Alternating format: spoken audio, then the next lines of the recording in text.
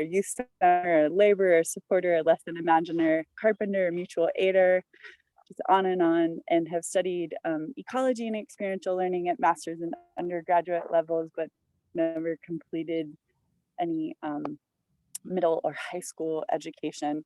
And primarily, most of my experience is based on experience, or most of my education is based on experience. So that's a little bit about me. Next slide, please, Kateri.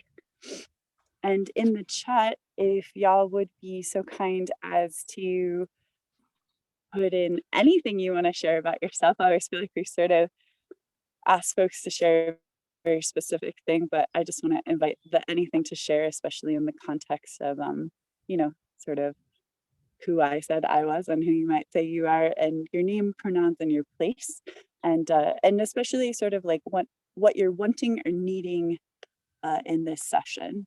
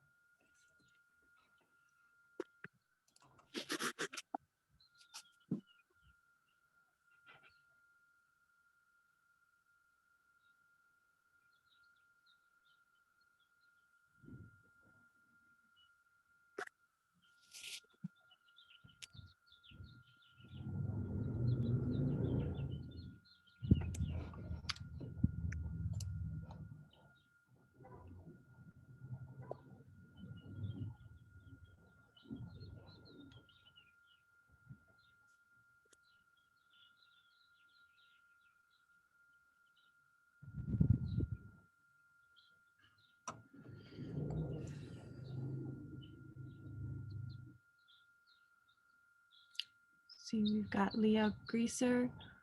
I don't even know if I say your name right. Do I say your name right, Leah? Greaser? Yeah.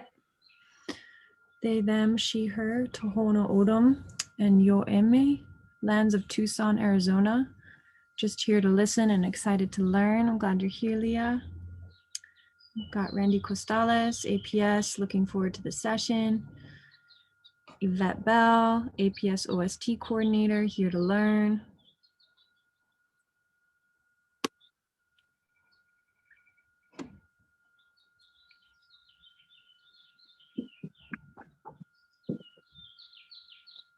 Teresa Rodriguez, San Antonio STEM magnet, East Mountains, bringing our school garden back to life after a year of rest. Awesome.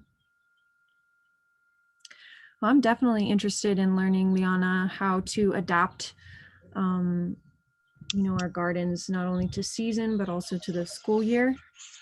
You know, I think we have an amazing fall and winter season here to grow food. So wondering how we can use that to our advantage in the school year by growing a fall garden.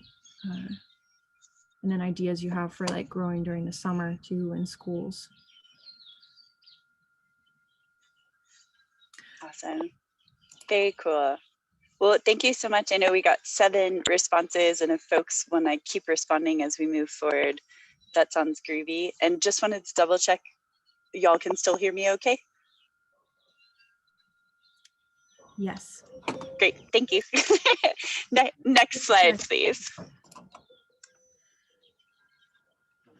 Cool. So before we sort of move forward, this is the flow, and I'm going to kind of start with the heavy and then move into the fluffy, as it were.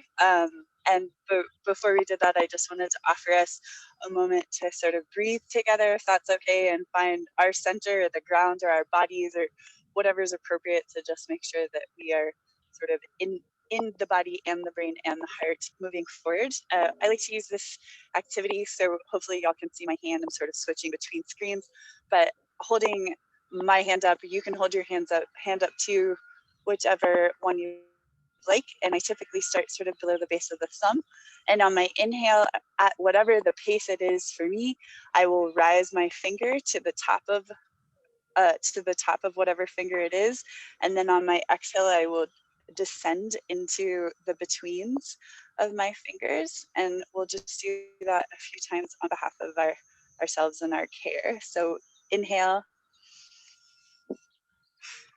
exhale. Usually your breath gets a little longer as you go, which is nice. Inhale, exhale, inhale, exhale, inhale, exhale,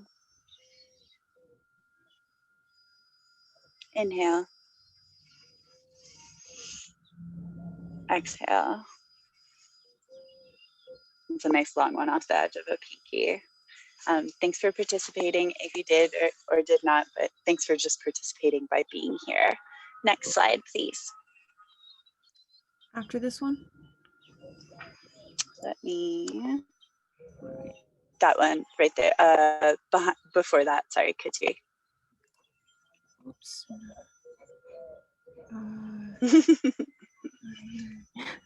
I know, reverse is a little tricky on that guy. Yeah, that slide, please. Thank you. Cool. So as we're learning and growing together, I just think it's really important for all of us as humans to reflect on our knowings and the things that we don't know, us as individuals and then us collectively and in community, and really, really inviting folks to ask questions and share thoughts and reflections as we go.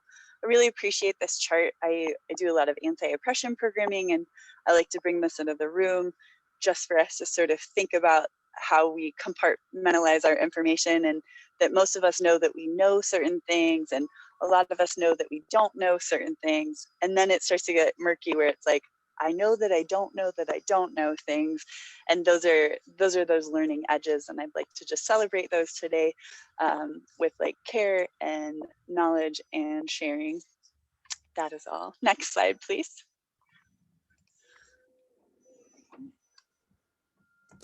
Oh my goodness. Thanks. Cool. So we're going to sort of start with the concept of adaptation and adapting. There's many meanings to that. This is sort of the internet's version of a Webster, which is like making something suitable for a new use or purpose, or to modify or to become adjusted to new conditions. And adaptation serves many purposes, and there's many considerations and consequences as a result of adaptation. And so I just wanted to start with a reflection.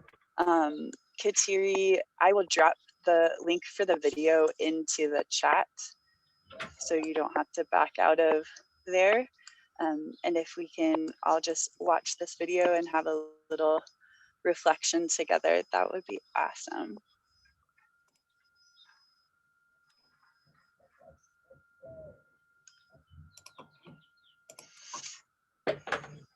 And please feel free to share any thoughts or reflections you feel cozy to in chat regarding your anything.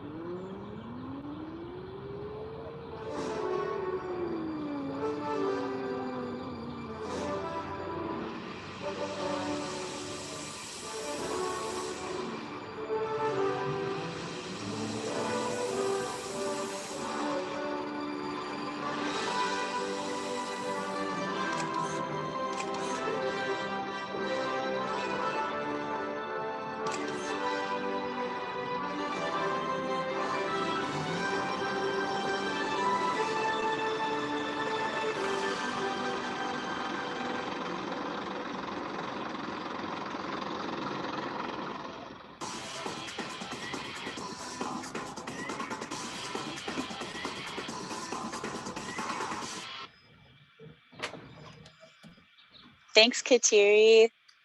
So, so if folks have any reactions or responses that they'd like to share, definitely welcoming those.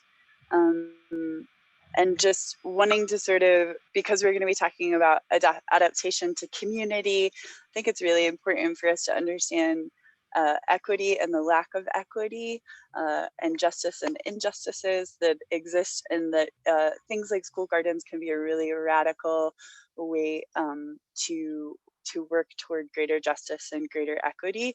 I really appreciate this slide, the cycle of action or inaction, which is definitely talking about sort of the responses we as individuals or communities or as collectives can have to injustices and ways that we can sort of work towards action. And I think that gardens and food systems and food justice and access and distribution and all of those things are ways to work towards actions that are sort of working to undo the systems that are very well established to prevent folks from being healthy persons with all sorts of access to all kinds of resources.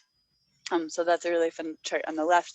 And then you might see this delightful purple and orange friend. I worked on the ocean a bunch when I was younger, and this is a nudibranch, which means naked gill in Latin. But speaking of adaptation, this organism will literally consume other animals and can actually steal stinging cells from the things that it eats and then use those as its defenses. So just like to sort of highlight the radicalness of adaptation, and of course the consequences of adaptation too, and that we can adapt to sort of increase care and sharing. Next slide, please.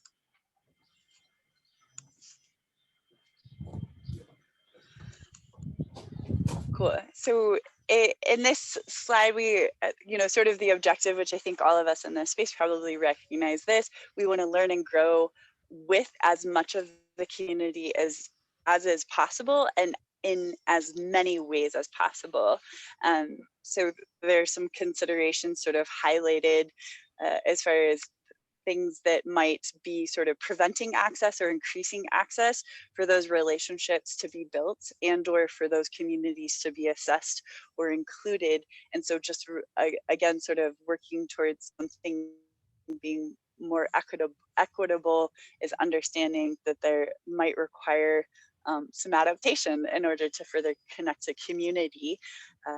And just in recognizing adaptation, the value of community knowledge about what's most appropriate for the community is of utmost importance, and to support the transition. And I'm not an expert in this arena for any and all communities. I am just someone who like really believes deeply in relationship and supporting that relationship, and I want to offer some tools moving forward to support on folks feeling like they belong to the community, be that the students, be that the families of students, be that folks in the neighborhood, transitional folks, so on and so forth, unsheltered folks, to support that belonging. So I like to think of relationships as we hear the science of ecology often, and like it really sort of means the study of relationship, and I try to be a good study of relationship for myself and how I'm relating. And these are just some ways of sort of considering where I may or may not connect to somebody, and where I may or may not need to work towards connecting with somebody. Next slide, please.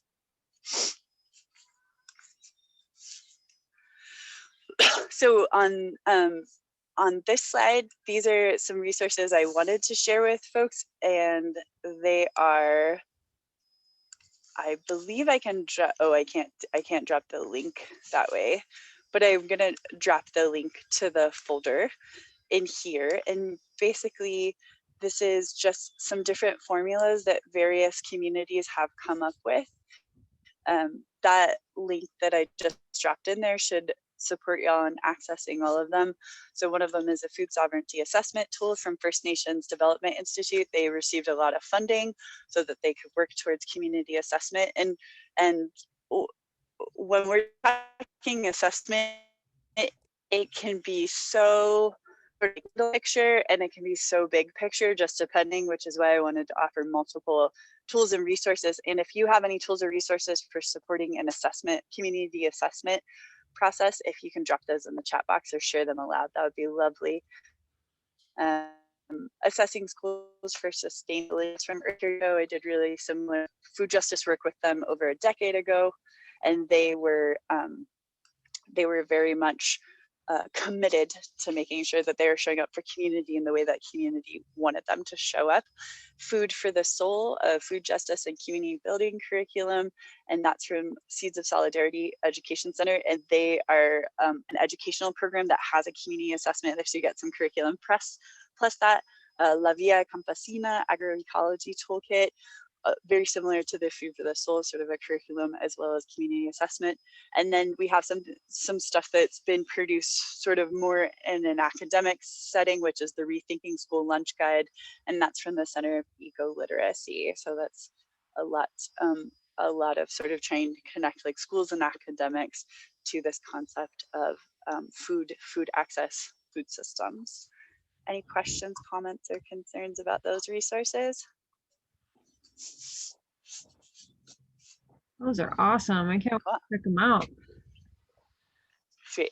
Thank you. Yeah, it's fun to share. Next slide, please. I have a question. Are they all, like, if we just talk to them, they're willing to say, here's what we can do for you, or here's what we can do for the kids, or here's things to start with, and they are kind of expecting us just to reach out to them? So these are, I'm sorry, I should have been more specific. These are documents that these organizations have produced. So I don't, as far as local organizers who could support that, who comes to mind off the top of my head is Food Corps New Mexico. And then Feed the Hood projects would be in there. I think there's a lot of SWAP, Southwest Organizing Project. I think there's a lot of local entities that would be super supportive of like in-person consult, or as in-person as anything is currently, like in-person consulting or providing that. I'm also happy to be that human. I am newish to Albuquerque, although I'm from northern New Mexico, so I can't say a ton about that, but those are, in the position that I'm currently in, working with food justice in this region, those are some organizations that come to mind. La Placita, I think there's a lot of folks doing the work and that are presenting here that would be people you could go to, but these are great tools to sort of do the nitty-gritty aspect of like first steps, and to have something to, if anybody's needing to deal with sort of the for lack of a better phrase, like the higher ups in an institution, these are great documents to be like, look, this is sort of like a tried and true test of how to do this effectively, and sharing that out for buy-in. Does that answer your question? It does, and it sounds like it'll give me the knowledge I need to ask more intelligent questions or questions that will lead, right? So if I read these before I talk to people, it'll have some background. So that's perfect. Thank you. Yeah, cool. No, thank you. That's a great question. And I'm sorry I didn't specify that. You may have, and I may have missed that. So thanks. Who knows? Cool. Next slide, please. Oops.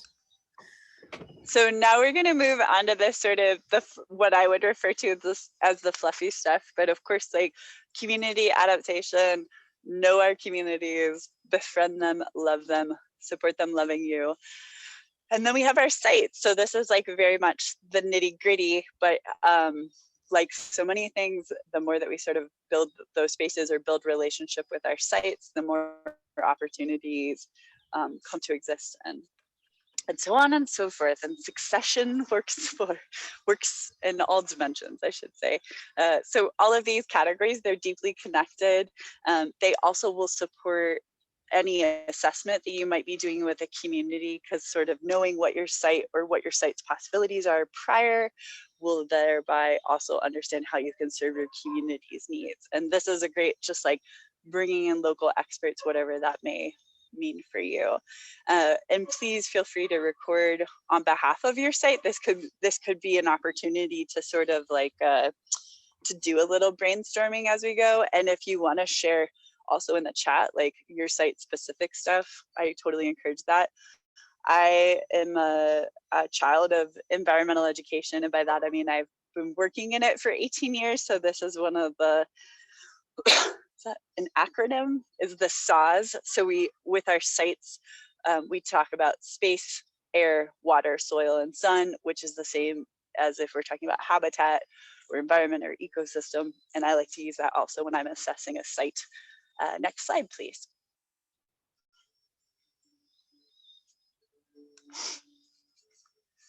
And so with regards to our space, which is sort of things that can be really helpful to think about or to start documenting or to bring folks into support, is the size and dimensions of your site, especially if there are multiple possibilities. And so that's what I mean by sort of the area or areas. So like, are we talking about the front of the school? Are we talking about the rear of the school? Are we talking about jackhammering pavement? You know, like what is the size and dimensions? And then what is that area like? And you can use any kind of descriptors for that. Pardon me just a moment, my dog is eating compost. Hey, thank you. Cool. And then is there any concern about the permissions or necessary permissions for use?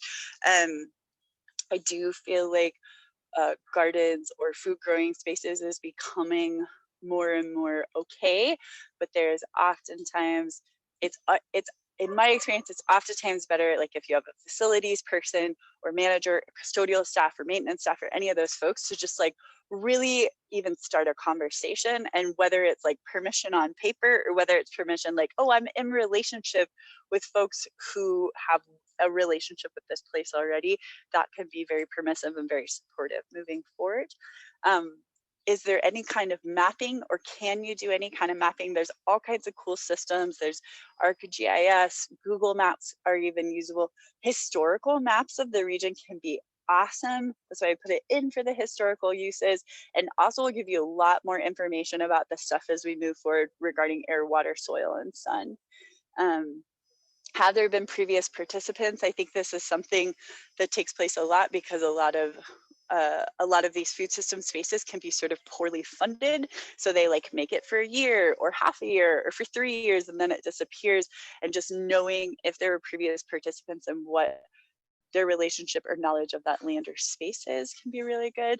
And then really important to consider is the distance, like who is this space serving and how far are they like physically, and how accessible is that space? And distance can be like, you know, 20 feet away, but it could be across a major road. Like there's just lots of things worth we're sort of documenting as you move forward if you want to sort of increase participation or even make sure that you're guaranteeing participation.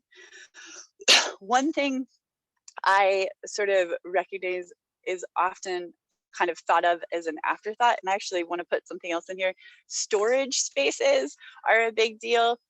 Tools do last substantially longer in northern New Mexico because we have the joy of mostly sun, but it's always nice to store our stuff. Some folks are concerned about theft, so that's a great way to sort of take care of it.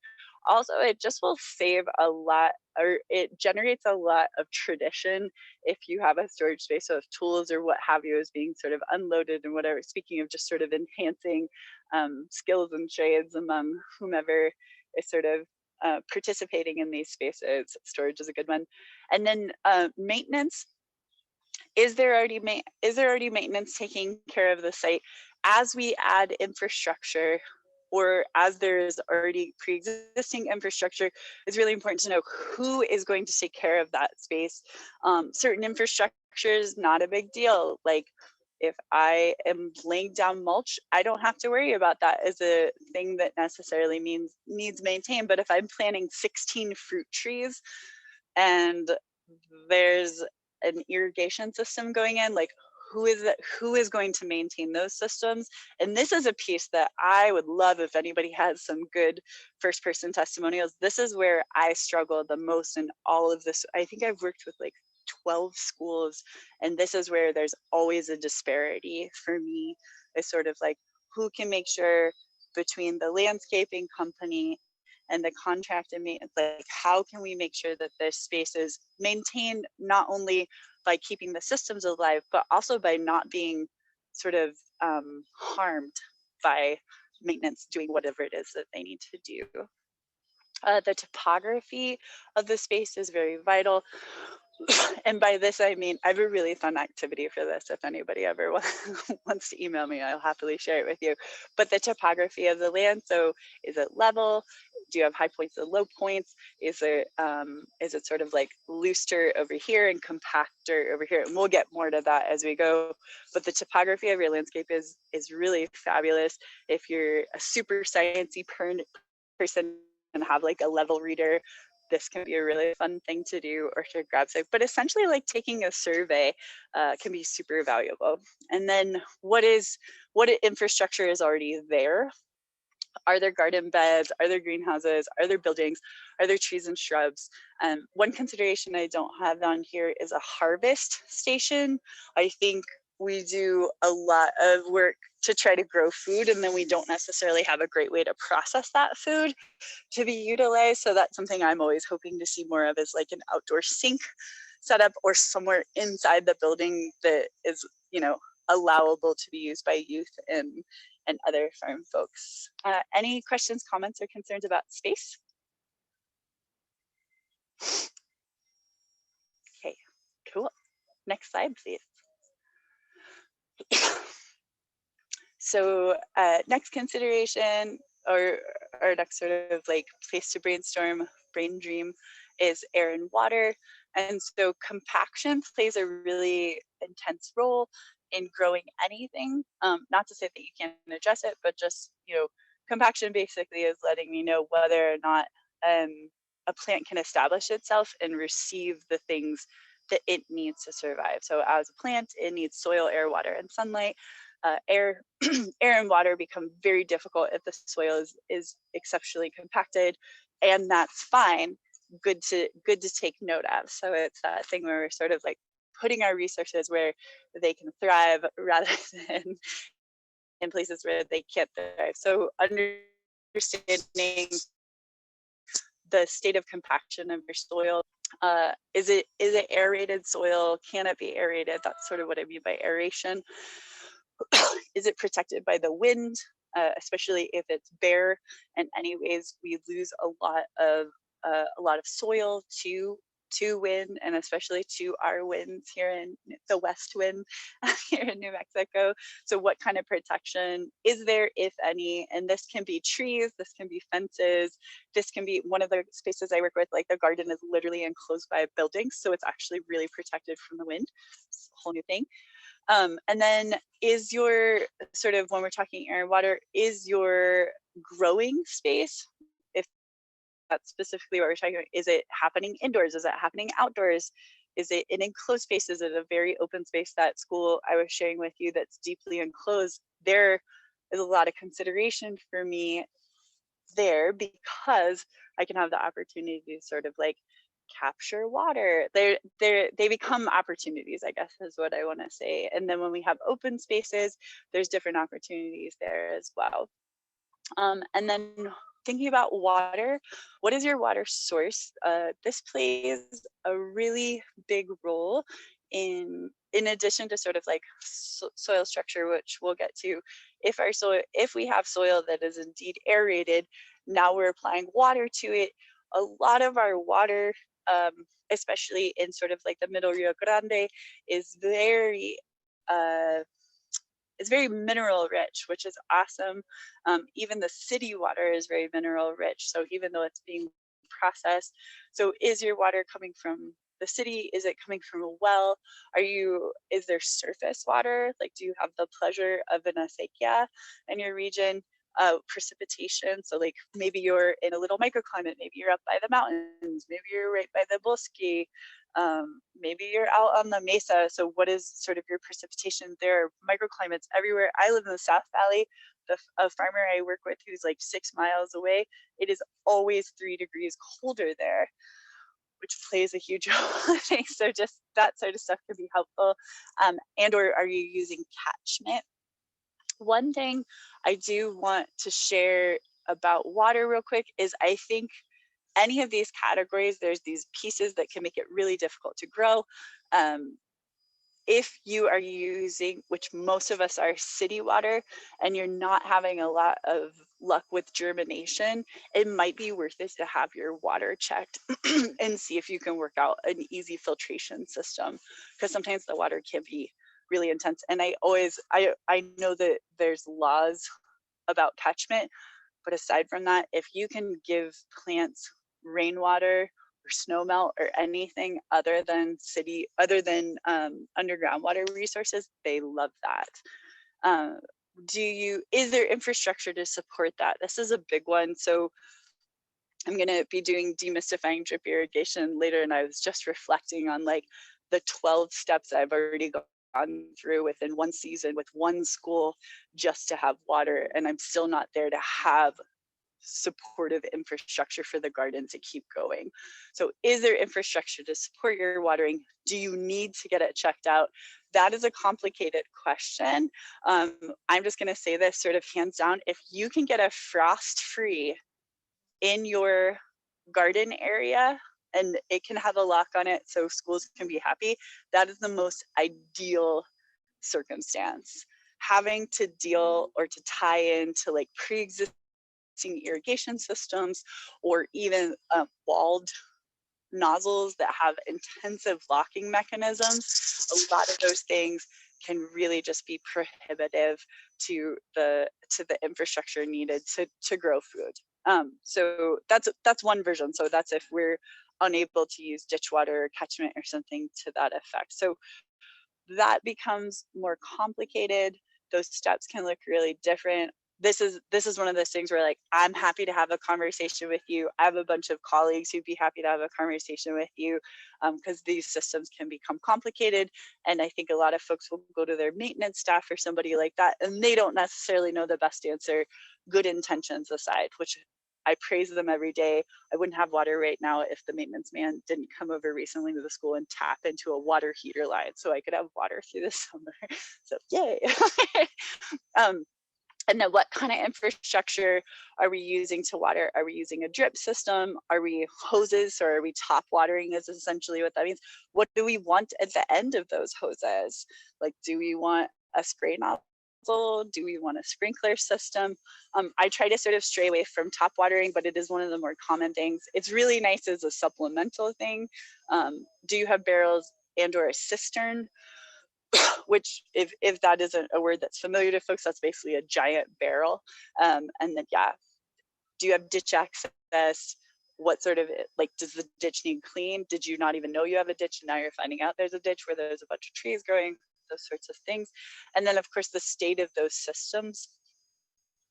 Are they deteriorating? Are they busted? One school, I'm supporting a friend in South Valley, they have an amazing drip system set up, but like there are multiple holes in the underground line. So we're having to pull the entire thing out. So the state, you can even have those systems, and it's really important to just test them, find out what the state of those system is and whether they're going to need replaced or updated or something to that effect. And then a big thing with water, whether you're top watering, ditching or drip, is that you have adequate pressure. Adequate stable pressure is what would be ideal. With the ditches, that's going to change a lot. At a school site, that should be fine. And then something I didn't put on here, it's all, just as an aside, it's really important as far as building relationship with the site to just make sure that we're protecting any water implements from freezing. And that's why I love a frost free. I feel like that really takes the weight off of the school and the concerns of burst pipes and those kinds of things off of them and sort of onto you. And then it feels like autonomy, things like that. Any questions, comments, or concerns about air and water?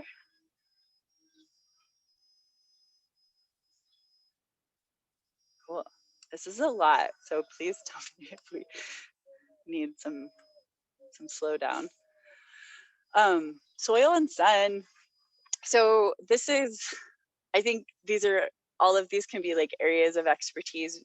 And again, I just want to reiterate, like the more relationship you have to to your space and your SAWs, your space, air, water, soil, sun, the more that you know and grow, and experts can be really fabulous. But honestly, just even spending time or sharing space is a great way, and just maintaining that learner's brain.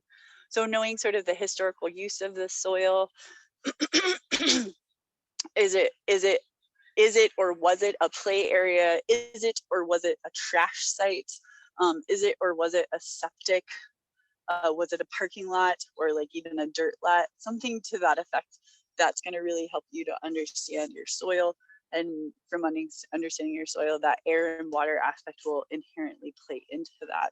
And we can talk a little bit more about troubleshooting some of that stuff when we move into Q&A, if folks would like. Also, is there trash? Is there debris on your site? This is going to affect your soil, and then of course how much sun is able to access where your vegetation would be. To till or not to till, I have been growing for 20 some odd years, and I am really moving towards not tilling as a form of aerating my soil. I also really register that there's a bunch of good reasons to till, especially if we're dealing with a site who has not been historically utilized for vegetation. So that can just be a really helpful route, to aerate the soil so that you can then have things growing. And again, happy in our Q&A, we can talk more about like what equipment, where that equipment can come from, or who you can hire. And then Liana, vegetation. Yeah. Can you tell us what tilling is? Yes, absolutely. Thanks for asking. So tilling is essentially a mechanized version of what you could do by hand. So I like to think of a tiller as being this like more intricate, tiny shovel. So typically, maybe some of us have dug or turned or double dug a space. And what that would mean is I take a shovel, I am hitting the soil with said shovel, and I am basically breaking up that soil. Sometimes I'll flip it over, sometimes I'll stab it. It's sort of a manual way of aerating the soil. And a tiller has these tines on it, and those tines are basically trying to scoop up. There's multiple tines. You're trying to scoop up the soil and do the same thing. So it's sort of breaking up the soil, for lack of a better word. And tillers can be sort of they can be really useful in deeply compacted soil. Sometimes they can't get through that at all, which then there's stories of people using jackhammers in those instances. But that's sort of a tiller. And tillers can be, there's walk behinds, there's there's tractor attachments, there's the giant versions of tillers, like a combine size tiller, so on and so forth. Does that answer the question? Yeah, definitely. Thank you. Cool. Yeah, thanks for asking. I do not want to do that, saying the things that don't make sense. So then vegetation of your site. So is there pre-existing vegetation? Is there or isn't there? Also, really, if you know, really good to register what kind of vegetation. Weeds can tell us, which I don't, weeds are just plants who haven't found their use yet, or colonizers hadn't found their use yet, something to that effect. But weeds can tell us a lot about the state of our soil. So if you have any knowledge, especially if you're like walking around on goat heads, that's a strong indication of like compact and organic depleted soil. So they can tell us a lot. It is still vegetation though, it's growing, which is great, versus no growth whatsoever. And then cover, this is sort of, this can mean that there's either objects, sort of reverting back to our space conversation, there can be objects in the area that are covering the soil, or it can be there's a tree, or there's a structure sitting on your potential soil, or something to that effect. But like, what is the cover or the lack of cover in the site or sites? Soil testing, really fun. I love it as an activity. In general, if you're growing here, no matter where you are going to lack organic material. And so I just want to put that out there. There's lots of ways to get your soil tested for free or cheap. I usually start with extension offices. I think there's a lot of local people who will actually do soil testing. You can even have an extension officer come out and just give you the full nerdy rundown of the state of your soil. That is really fun, and it's great to share with youth. But to test or to not test, I think unless it's very clear that there was like some sort of toxic activity taking place, and or there was a parking lot or something that was like covering the soil that is inherently no good, just about any soil will grow, and just about any soil in this region is going to need organic material. And to sort of organic, we're segueing, so organic material can be just about anything. It can be leaves, it could even be wood. I believe deeply in mulching. My new favorite tactic for my gardens and anywhere is to put just the thinnest layer of wood chips or wood mulch, which is very available here. With lots of tree companies are always looking for a place to dump their wood chips. I can give you their names if you would like. But even just a thin layer, if the soil starts to become covered, whatever seed there is will start to grow, and that alone will just support the organic material content. Compost is great. You can buy soil. I'm a big fan of sort of reverting back to the to till or to not to till. There is something called top dressing, which basically means I sort of trust that whatever organisms are living in the soil will access the material that I drop them. Whereas tilling, sometimes in addition to breaking up the soil, people will add organic material into there. Top dressing is literally like, I'm going to leave this munchable layer for all of those micro and macrobiota, so that they sort of have what they need to chew on. And so I'm a big fan of top dressing. I think disturbing the soil, unless it's heavily compacted, is much smarter than I am. And so I feel like if I just leave it treats, this is my own personal perspective, but if I leave it treats, that soil will make those nutrients more readily available. Do you have or do you plan to have a compost area? I'm also doing a presentation on composting. I live by compost. I think even if folks can't have a garden, they should always have a compost area because it's amazing. It is an important thing to plan well for, especially if you're redistributing food waste from a school or an institution into your compost area, because I just want to be real, most people cannot manage a compost super properly. All that to say, basically that means it smells, and basically the compost is doing what it's supposed to do, which is it's producing organic material to add to soil. So having it in a place that isn't like highly trafficked, or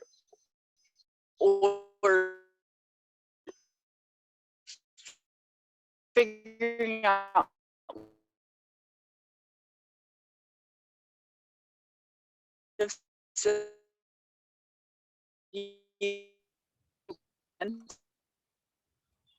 Liana, you're cutting out a little bit. Do you maybe want to try to turn your camera off?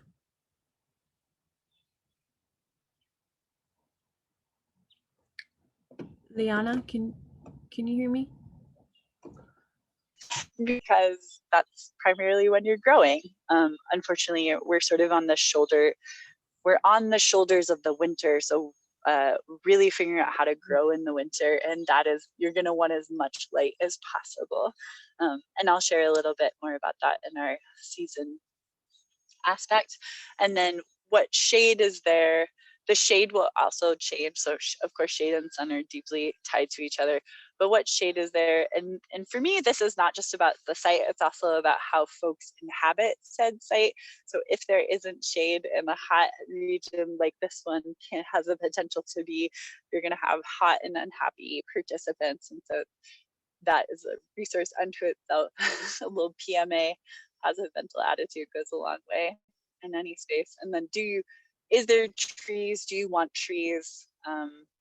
And I think trees are something that's really worth bringing in an expert for. I think a lot of people think that you can just plant a tree, and I do agree with that to an extent, but if it's something that's kind of new to you, I think it's worth it to hire somebody if you have the budget, or to bring in an expert regarding trees. And if you already have trees, basically I feel like if you're growing in the middle of Rio Grande, like this is one of the more unique places I've ever seen this work. But if you have what folks will call an overstory, if you have trees, then your capacity to grow an understory, like veggies or or like small shrubby perennials, is amplified greatly. I wouldn't say that's true very much to the north or to the south, but the way that y'all's climate seems to work here, trees really increase capacity, which is super cool. Any questions or comments about soil and sun?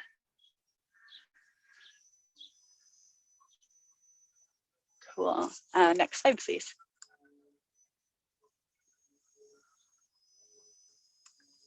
Great. So I sort of alluded to this earlier, and I just wanted to circle it back. So I think, again, we want to sort of, or ideally, doesn't mean it's going to happen straight away or even in the next 5 years, but ideally we want to sort of like connect the dots so that things are able to sort of move through a system. And so FS is something is about food systems, so food system site infrastructure. Great conversations to have and or to think about is like, is there a kitchen? Is there not a kitchen? I know that there can be really small schools where like all the food is delivered or something to that effect. So even working out something like an outdoor kitchen, happy to talk to you about that. I'm a huge fan. Is there use for it? Is there no use for it? Very important. Harvesting materials. This can be really simple, as in like my hands, a pair of scissors and a bowl, or it can be like, I've got all the bags so kids can take home all the lettuce we've grown, or I have snips, or I have, you know, like what am I trying to think of here? Sorry, anyways, I'll come back to that one. But basically there's a bunch of fancy harvesting materials. Usually what I find myself missing out on is food ready bowls or containers, which 5-gallon buckets are great so long as you keep them clean. And then also like dull knives. I'm a huge fan of hitting the thrift store and just buying like old knives, because usually I can thereby trust I can trust youth with knives. As long as we educate everybody, we're good to go, usually regardless. But like those can be really great for harvesting whatever it might be. This might also include like bigger, fancier tools like a fork if we're growing some sort of root or tuber, and or gloves. A lot of kids, just depending on sort of their experience, might not feel awesome about putting their hands in the dirt, and those are great community considerations, especially in urban spaces. And then again, like, what does that material storage look like? Is it a tarp? Is it an actual shed? Is it a room in the building? Is it close by? Is it far away? Do you need to budget for that? And I am a big fan of really thinking about the durability. I know that plastic storage spaces can be really affordable. I also know that they fall apart very rapidly, especially with a lot of use. So these are other considerations for infrastructure. So if there's a lot of people coming and going in a space, something to that effect is worth just considering how durable it is. And then the tools that you're gonna want, I do not feel as addicted to tools as I think a lot of sites can be. I think there's a lot that can be done with hands, and really great tools to just always have are full-size spade shovels, which are the ones that come to a point. a few of those. I don't believe you need miniature shovels for younger children. I think they make it work, and I'm a big fan of youth working in pairs or even groups of 3 to manage tools. They do an amazing job. And then hand trowels and wheelbarrows, and beyond that, you know, sort of the sky's the limit. There's all kinds of tools. One of my favorite tools is a hula hoe, which is like shaped like a circle, and if I basically rub it as any sort of young growth is coming up. It's a really easy way for you to read instead of, sorry, some action happening. So yeah, tools above and beyond. And then I shared this with you earlier, cleaning or processing space and or station. This can even be right up like to your water source. It doesn't necessarily have to be its own thing, but it does make it considerably kinder, and just again, like sort of easing those processes so that they're just like more available and more accessible, and thereby moving that food resource into the cafeteria or sending it home or something to that effect is really improved. And then always the outdoor classroom aspect. There's so many different very expensive ways to do this, and there's so many very inexpensive ways to do this. And I feel like as far as if we have youth in these spaces, like there are always kids who like want to do construction or hauling projects, and there are kids who are like, I really just want to sniff this flower while I watch a butterfly. And outdoor classroom spaces can sort of support both of those.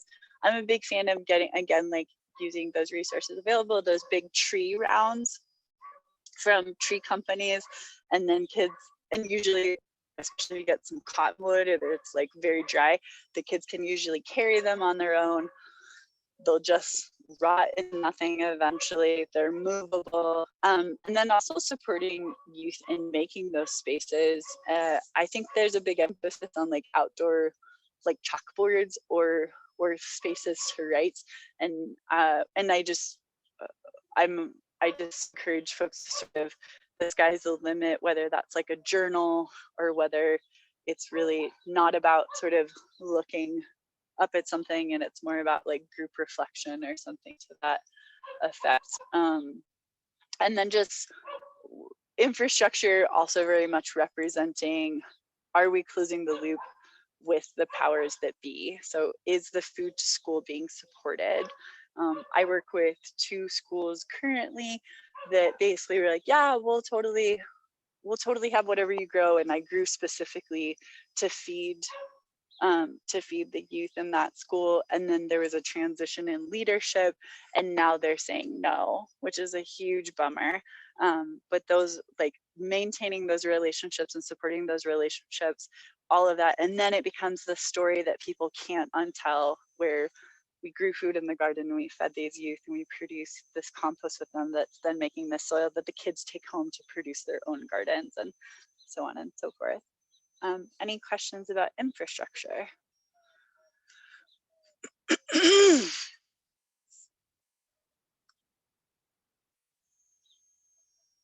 Cool. All right.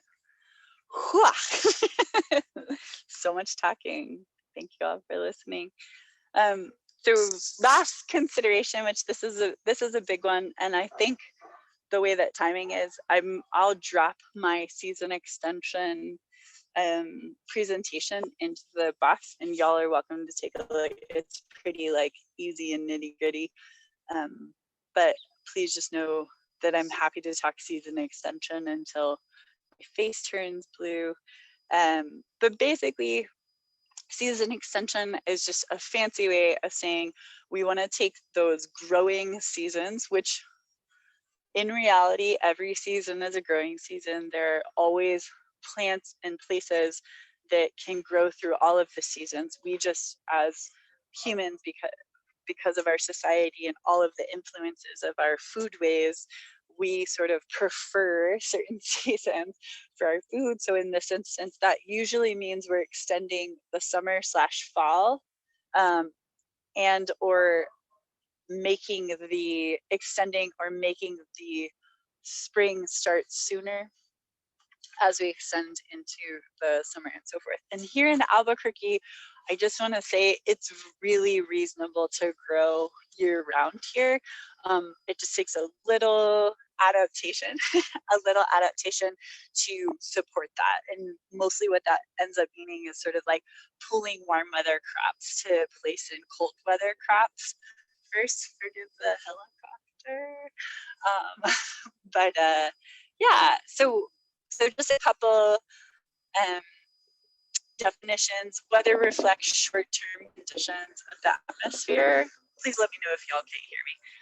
Weather reflects short-term conditions of the atmosphere, while climate is the average daily weather for an extended period of time in a certain location. So weather changes minute to minute, and then climate is sort of like, climate is the overall changes through the seasons, through the minutes, through the hours, through the lunar changes, those sorts of things. And so this is why we have a lot of concern around climate change, because we adapt to a certain kind of climate. We know that we can plant at this time and our plants will be killed off by a frost, et cetera, and if that changes, then we're deep in. So seasonality is sort of like relating to or understanding the variation according to the seasons, and there's a lot of really exceptional local knowledge in this region. So if you're not somebody who's from here, or you're even from here and you're just sort of like, I never pay attention to the weather, the climate, I feel like there's a lot of folks who will share various anecdotes, stories, nuances that are very much supporting seasonality and like the understanding. I think there's another word, phenology, which is like the study of the seasons. But anyways, it's really worth knowing. And again, going back to that microclimate, even the microclimate with having a school garden that's like right up against a building will change your season because of thermal mass, because of all of these other elements that sort of go in, that seep into the site. So season extension is basically, we're going to use various growing techniques in order to either prevent frost or adapt to frost, is what a lot of that looks like. And then there's definitely heat, but it is not near the concern of the cold here, especially considering the school year. Sorry, I do think my brain's unraveling a little bit, so I'm sorry if I'm not being super clear. Next slide, please. So this is one way of understanding one's climate. I'm going to drop this link into the chat. Basically, depending on where you are, you live in a certain zone. Oh, sorry, can you go to the slide before? Thanks. Basically, we all live in what USDA refers to as plant hardiness zones. There's a lot of different ways to describe this, but this is very much based off of when frosts happen, sort of like the average yearly frost. And it's really valuable information. If you know your hardiness zone, then you can know what can grow and when it can grow without doing any season extension. So just right there is like really valuable information to make sure that you're sort of growing things in the season that they can manage, that they're like, yeah, this is my jam, I want to be alive and well. And then again, that local knowledge is amazing. This is like a very like big picture way of doing this, and there's a bunch of stuff that will happily grow or is more hardy, but sort of knowing around when our frosts come and around when they stop happening, or things that can handle a light frost or a hard frost, you can sort of, the sky's the limit on this in this particular context. Any questions about climate and zones? Cool. Next slide, please.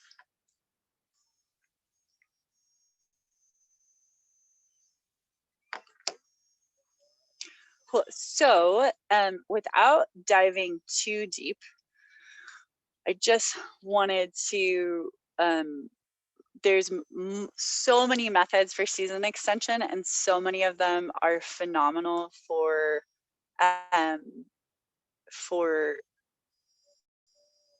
okay, I lost my thought. Never mind. Anyways, there's so many methods for season extension, and this is just a list of a few of them.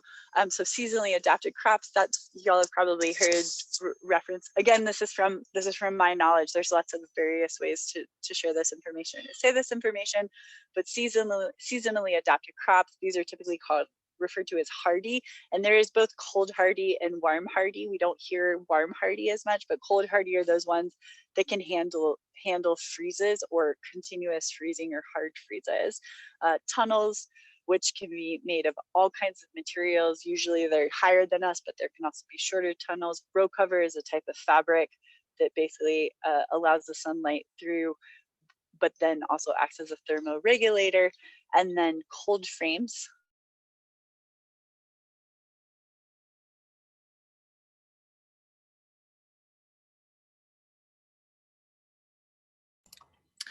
Liana, we can't hear you. Is that just me? I don't hear her either. Yeah, I lost. Is that better? Yeah, you're back. Okay, here. I think